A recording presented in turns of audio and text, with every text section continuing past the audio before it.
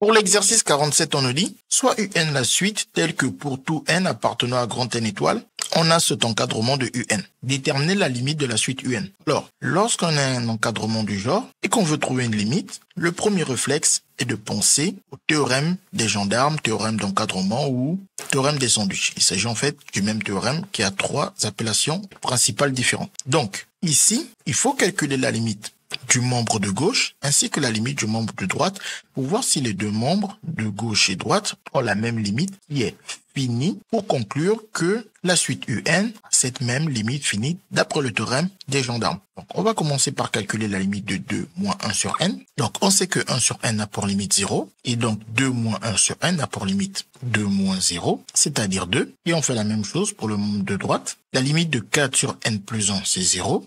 Car lorsque n tend vers plus infini, n plus 1 va aussi tendre vers plus infini. Et donc, on a la constante 4 qui est divisée par l'infini. Diviser une constante par l'infini donne 0 comme limite. Ce qui permet de dire que le membre de droite a pour limite 2 plus 0, 2 qui vient de 2 et le 0 qui vient du quotient. Et 2 plus 0, c'est 2. On peut donc dire que ces deux résultats donnant la même limite, la suite au milieu va donc avoir cette même limite. Donc la suite UN a pour limite 2, d'après le théorème des gendarmes, ou d'après le théorème d'encadrement, ou d'après le théorème du sandwich, qui n'est rien d'autre que le même théorème ayant trois appellations principales différentes. CQFD, ce qu'il fallait découvrir.